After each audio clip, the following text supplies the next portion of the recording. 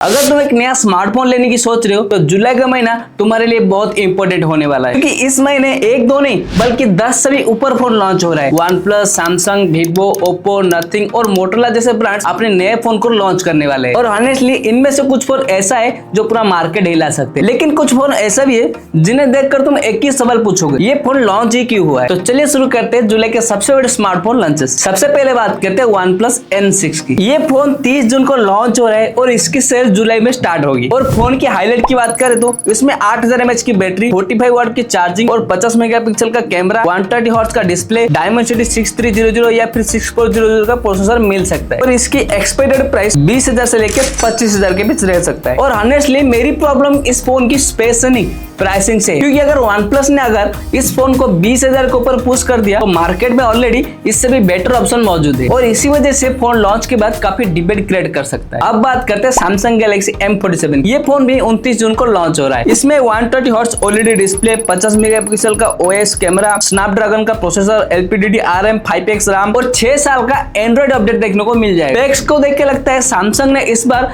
M series को काफी seriously लेने लगा है और इसकी प्राइसिंग 22 से 25,000 के बीच हो सकती है। अगर Samsung ने प्राइसिंग कंट्रोल पर रखी तो इस सेगमेंट का टॉप कंटेंडर बन सकता है। लेकिन जुलाई का सबसे इंटरेस्टिंग ट्विस्ट नथिंग की तरफ से आया है, क्योंकि CMA फोन 3 Pro जिसका लोग काफी टाइम से इंतजार कर रहे थे वो ऑफिशियली लॉन्च ही नहीं होगा। और यहीं से स्टोरी इंटरेस्टिंग हो जाती है, क्योंकि उसकी जगह आ सकता है नथिंग फोन 4A और मुझे लगता है ये फोन लॉन्च होते ही डिस्कशन का टॉपिक बनने वाला है। रिपोर्ट के हिसाब से इसमें 6.3 इंच का कॉम्पैक्ट OLED डिस्प्ले मिल जाएगा, 50 मेगापिक्सल का सोनी कैमरा, 5000 mAh की बैटरी, 50 वाट का चार्जिंग और स्नैपड्रैगन या फिर डायमेंसिटी चिपसेट देखने को मिल सकता है। लेकिन इसकी जो प्राइसिंग है 28,000 से 32,000 तक हो सकता है। और ऑनेस्टली मुझे लगता है नथिंग यहाँ से रिस्क गेम खेल रहा है, या तो लोग इस डिसीजन को अप्रिशिएट करेंगे या फिर लॉन्च के बाद ट्रोलिंग शुरू कर देंगे। और अगर प्राइसिंग 30,000 के अंदर है तो कॉम्पैक्ट फोन लवर के लिए ये काफी एक्साइटेड लॉन्च हो सकता है। अब बात करते हैं ओप्पो की, क्योंकि ओप्पो भी अपना जुलाई मंथ में ओप्पो Reno 16 सीरीज को लॉन्च करने की तैयारी कर रहा है और इस बार कंपनी सिर्फ एक दो नहीं पूरा Reno 16 लाइनअप को लेके आ सकता है। सबसे पहले Reno 16 की बात करें तो रिपोर्ट के हिसाब से इसमें compact OLED display, telephoto camera, 6000 mAh की बैटरी, प्रीमियम डिजाइन और फ्लैगशिप स्टाइल कैमरा सेटअप देखने को मिल सकता है और इसकी प्राइस लगभग 50,000 के आसपास रह सकता है। लेकिन यहाँ एक प्रॉब्लम है, आजकल 50,000 सेगमेंट में कंपटीशन काफी ज्यादा हो चुका है। OnePlus है, Vivo है, iQOO है और इसी वजह से ओप्पो को कैमरे के भरोसे मार्केट जीतना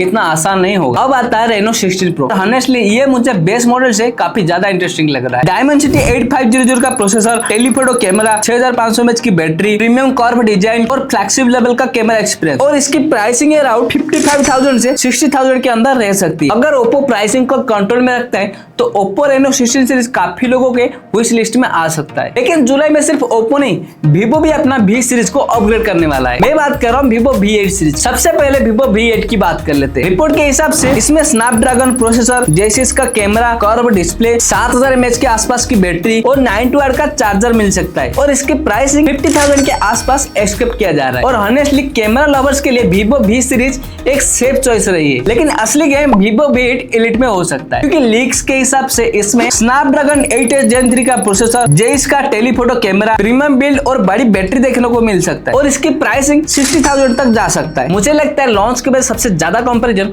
OnePlus और Vivo के बीच होने वाला है, लेकिन Vivo के पास और एक सरप्राइज भी हो सकता है, Vivo S2। ये फोन ऑफिशियली अनाउंस नहीं हुआ है, लेकिन BSI सर्टिफिकेशन मिल चुका है, मतलब इंडिया लॉन्च काफी करीब है। अभी स्पेक्स लीक्स नहीं हुई है, लेकिन रिपोर्ट के हिसाब से ये फोन 50,000 के आसपास लॉन्च हो सकता है। अगर Vivo ने कैमरा और डिजाइन पर फोकस करा तो ये सीरीज इंडिया में कॉमबैक कर सकता है। अब चलते फोल्डेबल मार्केट की तरफ, क्योंकि मोटोरोला भी जुलाई में काफी एग्रेसिव दिख रहा है। मोटोरोला Razr 17, Razr 17 Plus और Razr 17 Ultra, ये 3 फोन लॉन्च हो सकते हैं flip design, premium display, powerful processor और फ्लैगशिप एक्सपीरियंस के साथ। और ऑनेस्टली जितना एग्रेसिवली मोटोरोला फोल्डेबल मार्केट में पुश कर रहा है उतना शायद किसी ने एक्सपेक्ट नहीं किया था और इसकी प्राइसिंग 70,000 से लेके 1 लाख तक जा सकती है। और मुझे लगता है जुलाई मंथ का सबसे अंडररेटेड लॉन्च में से मोटोरोला की Razr सीरीज भी हो सकती है। अब तक हमने बजट और प्रीमियम सेगमेंट का फोन देख लिया, लिए। लेकिन जुलाई मंथ का सबसे बड़ा बैटल फोल्डेबल मार्केट में होने वाला है और यहाँ एंट्री होती है Vivo X Fold 6 की। ऑनेस्टली ये फोन लॉन्च से पहले ही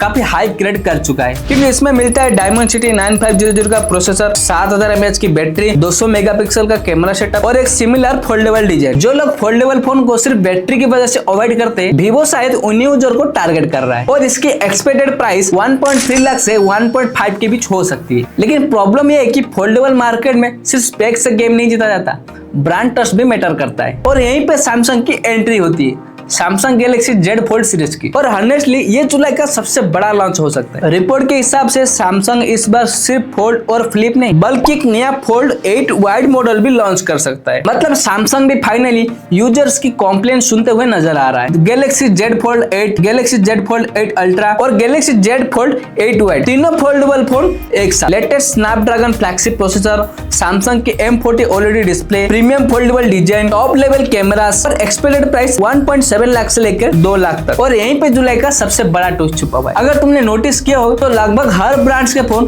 पिछले साल से महंगा होते जा रहा है। OnePlus, Samsung, Vivo, Oppo, almost सभी ब्रांड्स। और रीजन सिर्फ टेक्स या मार्केटिंग नहीं, मेमोरी चिप्स और स्मार्टफोन कंपनीज की प्राइसिंग लगातार बढ़ रही है। इसी वजह से कंपनीज को या तो प्राइस बढ़ाना पड़ रहा है या फिर स्पेस पे कॉम्प्रोमाइज करना पड़ रहा है। और मुझे लगता है 2026 का सेकेंड हाफ ये ट्रेंड और भी ज्यादा देखने को मिलेगा। इसलिए जुलाई मंथ काफी इंपॉर्टेंट होने वाला है, क्योंकि यहीं से डिसाइड होगा ब्रांड्स यूजर को वैल्यू देने वाले है या सिर्फ प्राइस बढ़ाने वाले। अगर मुझे पूछा जाए कि मैं सबसे ज्यादा किस फोन का वेट कर रहा हूँ, nothing phone 4B, Vivo X Fold 6 और Samsung Galaxy Z Fold 8 series, क्योंकि ये तीनों फोन अपने अपने सेगमेंट में कुछ अलग करने की कोशिश कर रहे हैं। बाकी तुम किस फोन का सबसे ज्यादा वेट कर रहे हो कमेंट करके जरूर बता देना। अगर वीडियो पसंद आए तो लाइक कर दो और चैनल को सब्सक्राइब कर दो। मिलता हूँ अगले टेक अपडेट के साथ।